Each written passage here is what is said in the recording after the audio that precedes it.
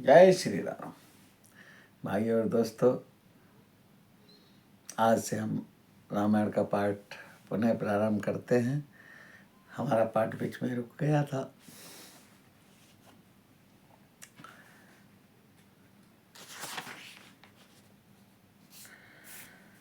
जटामुकुट शीशनि शुभंग और भुज नयन विशाल शरद परब विधु बदन बर लसत सुबेदन कन जाल।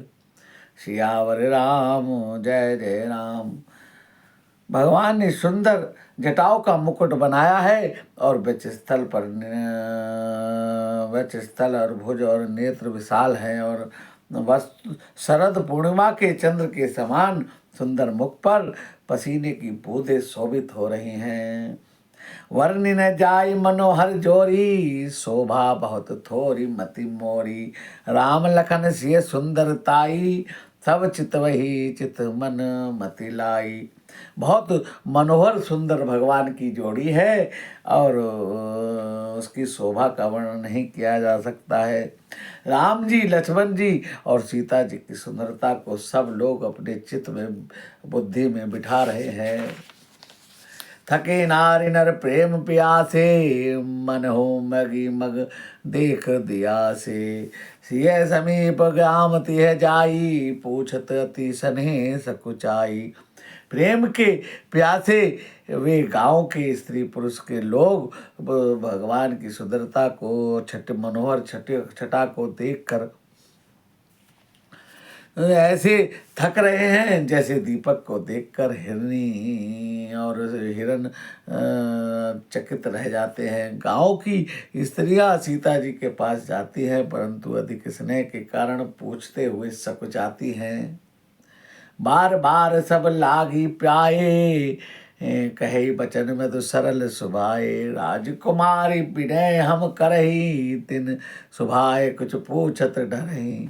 सब बार बार उनके पांव लगती हैं और सीधे स्वभाव के कारण कोमल वचनों से राजकुमारी से कहती हैं, हम विनती करते हैं, कुछ निवेदन करना चाहते हैं लेकिन कुछ कह नहीं पाते।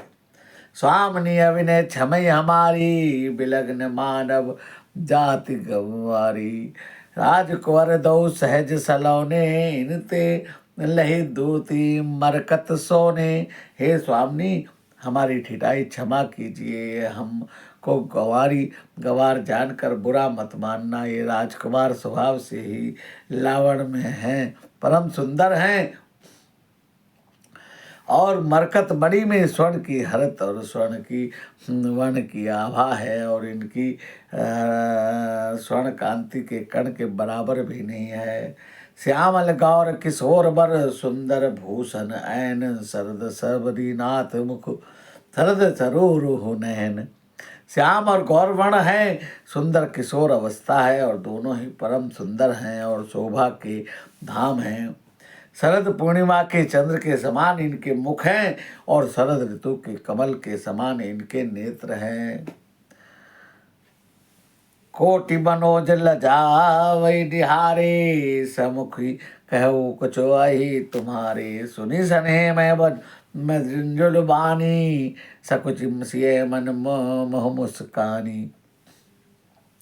हे समुखी, कहो कि आपकी अपनी सुंदरता से करोड़ों कामदेव को लजाने वाले ये तुम्हारे कौन लगते हैं।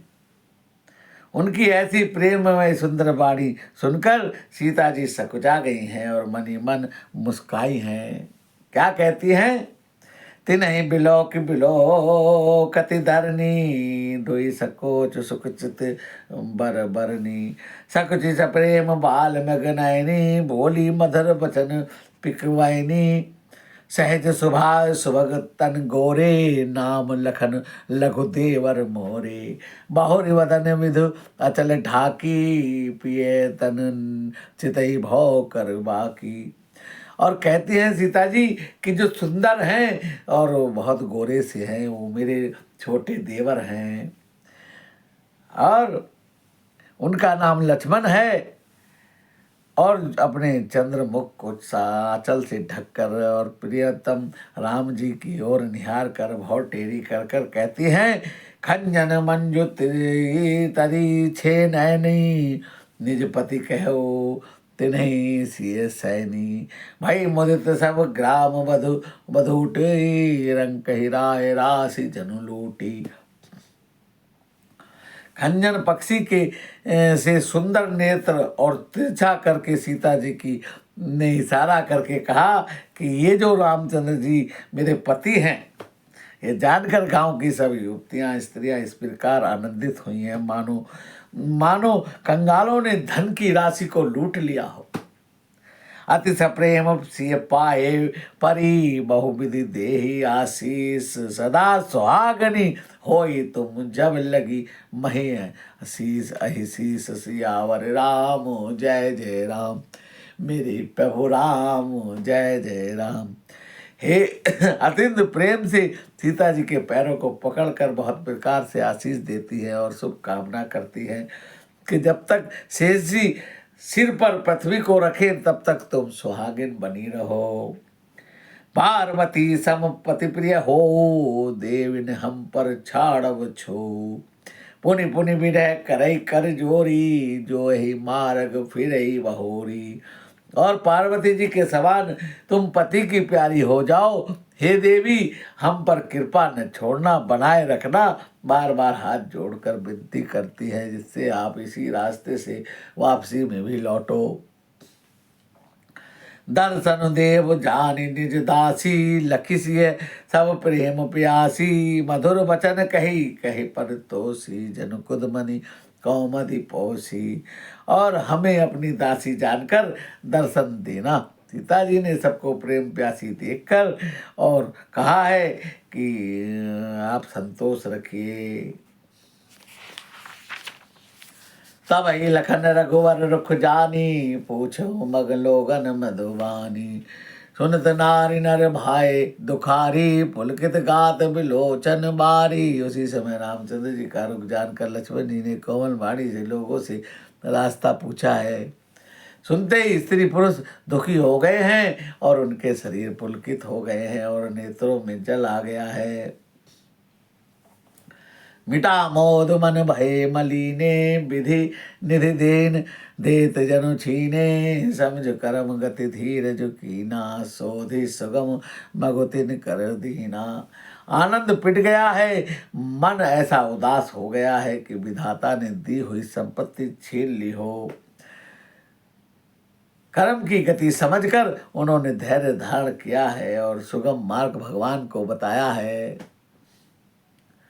लखन जानकी सहित तब गबन कीन रघुनाथ, फेरे सब प्रिय बचन कही लिए, लाई मन साथ सियावर राम जय जय राम। तब लक्ष्मण जी और जानकी सहित रघुनाथ जी ने गमन किया है, आगे को चले हैं। सब लोगों को प्रिय वचन कहकर लौटाया है और किंतु उनके मनों को अपने साथ लगा लिया है। फिरत नारी नर अति पछताही, देहि दोषु दे मन माही। सहित विषाद परस्पर कही, विधि कर्तव्य उलटे सब आई।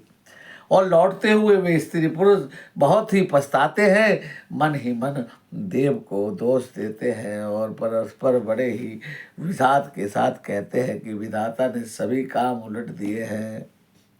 निपट निरंकुश निठुर निशंको, जय शशि कीन सरोरो। सकलंको रुख कल्प तरो सगरो खारा, यही पठई बन राज कुमारा। वह विधाता बिल्कुल निरंकुश है, निर्दयी है, जिन्होंने चंद्रमा को रोगी और कलंक बनाया और कलवृक्ष के को पेड़ और समुद्र को खारा बनाया है और राजकुमारों को वन में भेज दिया है।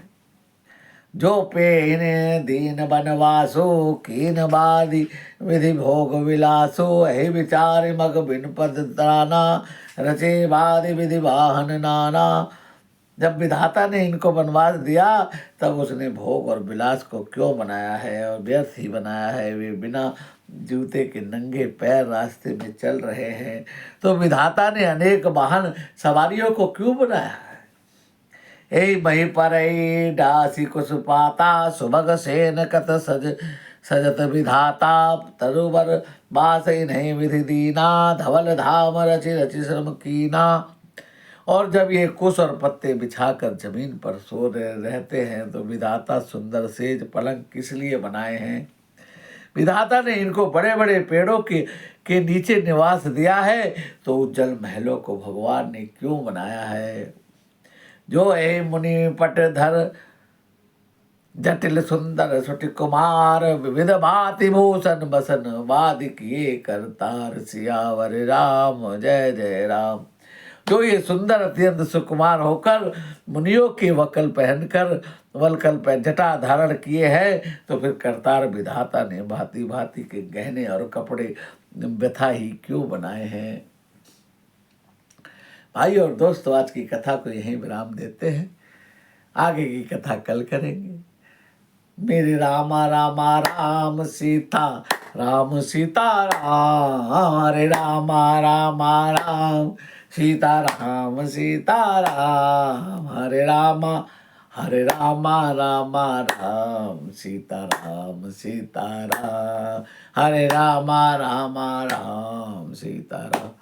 बोला जय रामचंद्र महाराज की जय, आज के आनंद की जय, जय जय श्री राधे श्याम।